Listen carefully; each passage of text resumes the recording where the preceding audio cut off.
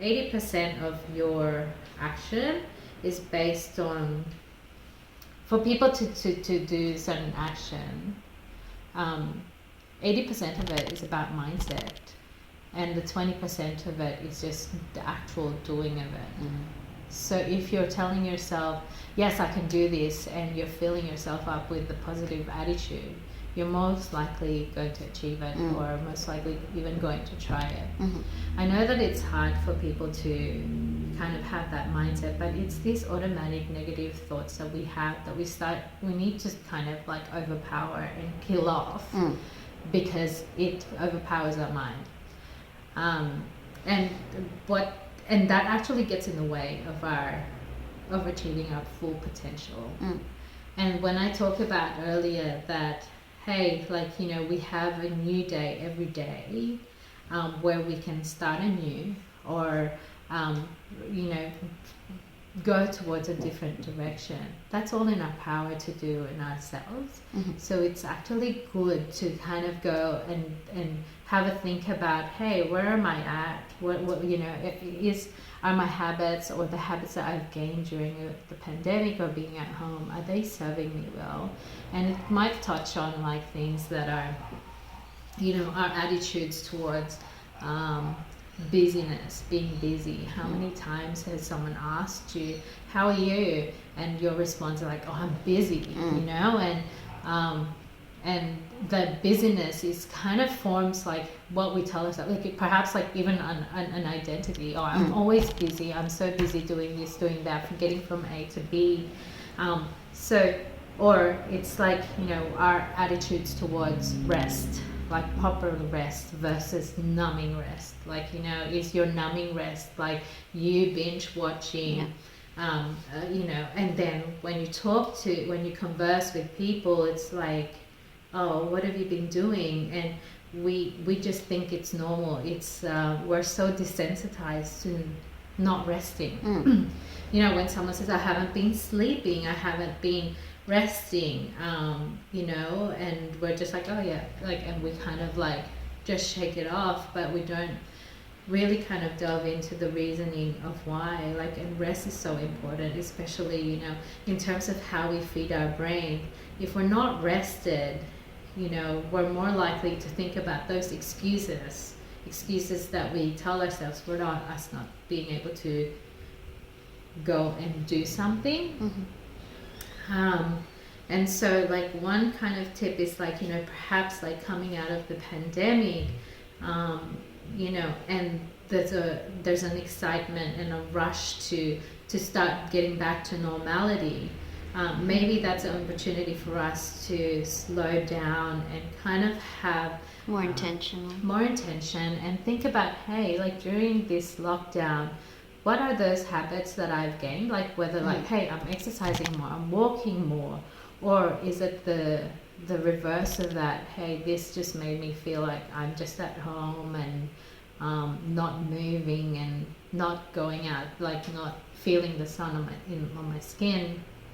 What are those things like that? What are those habits that we formed during this lockdown that perhaps we should be thinking about shaking off, or keeping? So if you've been in lockdown and you've been exercising more and resting really well, like then those are the things that you should continue. But the bad habits that we've gained, and perhaps it's like, you know, for me it's like we've been cooking at home more, or has it, like, you know, if I'm so busy, like we've been getting takeout or fast food. Like those are the things that perhaps I want to minimize or reduce, at least reduce. And it can be like, you know, the bringing of families together. Like I know that during the lockdown we've had a lot more family meals together, and those are that's now something I appreciate, because, you know, when we were going to work, physically going to work, we were coming home late and I wanted the kids to be in bed at a certain time, so we were just like, we were not doing that. And the other thing perhaps like to look at is like how we relate to rushing, you know, and our attitudes towards just getting from point A to point B, and actually showing, sometimes, like, when we're so busy, we're so hurried, and we actually project that to our children and our relationship. Like, come on, hurry up, like, hurry doing this, hurry, put your shoes on, get in the car, because what are we chasing? Is what we're chasing going to serve us well in the long run? And why are we in such a hurry to get, is it like habits that we've gained that, hey, I want to try, I want to be the first one to post about eating somewhere new, or I want to be the first one to say, hey, I've gone out, like, I'm at a new place, that, we're more than that, and we're more than what people perceive us to be, and we're more than the facade that that we show on social media. We're losing that connection in terms of, like, the pandemic has most probably either made people want to connect more or connect less with those that's not important to them. And have, maybe this is an opportunity to review, hey, what are those friendships and relationships like? Okay, are they good? Are they positive ones? Are they negative ones? And you might, unfortunately, realize that you have some connections that's not serving you well. Or is this an opportunity for you to question whether you're that person that's not serving another person well? Am I the person that's complaining a lot? Or, or am I the person that thinks about all the negative things that could happen before we do something or try something? Maybe, like, have reflect on that with yourself and see if that's you. Maybe it's an opportunity to shake that off and be the positive one, be the one that's giving word of confidence to someone, or giving that push to someone, or being that ear for someone to be, so that someone else can be heard. Most of the time, like, we can see what other people can change, but we're not reflective of what we can change in ourselves. And the thing is that we can only control what ourselves, and we don't have control how people react to us, or the words that they say to us. So maybe start with yourself, and this is an opportunity to kind of start detoxing and going, hey, I want to better myself first before, and then when you actually do that, people start mirroring that positiveness in you. Yeah. So if someone decides to reflect on themselves, and they realize a lot of what they've picked up or the way they've been going is actually a lot of negative things, like behaviors, thoughts, and what if that sometimes it's tricky when you do reflection time, because then you might get stuck, and like for someone who's in depression, it can make them feel more into depression because they think, oh, I'm not good, like what I've been doing is actually not good, and then they feel more down. So what would you say to someone who wants to change but they don't know how? Like, so for me, one of the things that just popped in my head is about dwelling on things.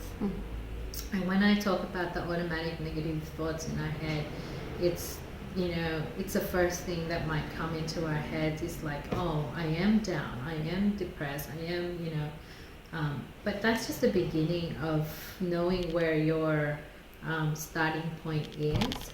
But know that every day, like, we get a new day every day, and it's our decision to change that direction, right?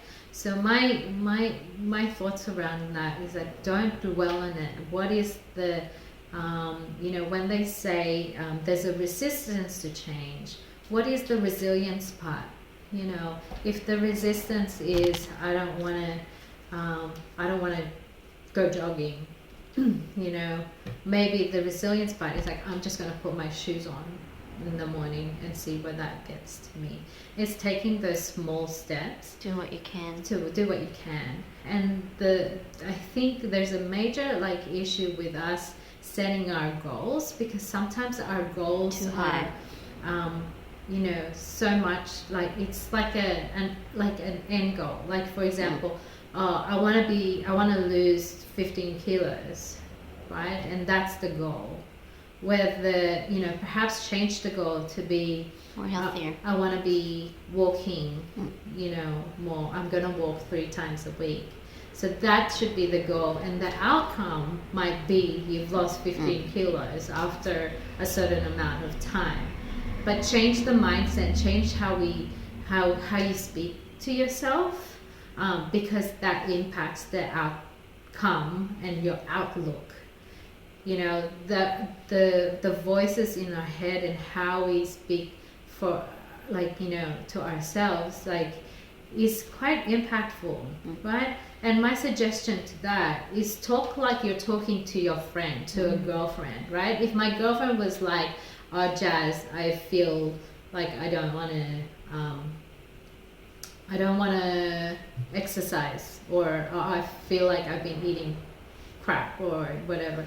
Like, as a friend, I'll be like, okay, what do we need to do? You know, what is it that, you know, and I feel like I'm such an encourager to someone else, but perhaps to myself, more hard on yourself. I'm quite difficult on myself.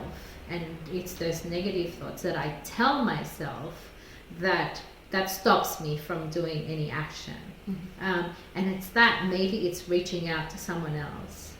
And if you feel like you're alone, you know, if you feel alone and you feel like, you know, there's no one to speak to, reach out. So try and do the opposite. Like, you know, there's resistance in changing, but try and see what the resilience part that's needed to actually make the change. Remember to subscribe to our YouTube channel. Follow us on Instagram. Thanks for watching.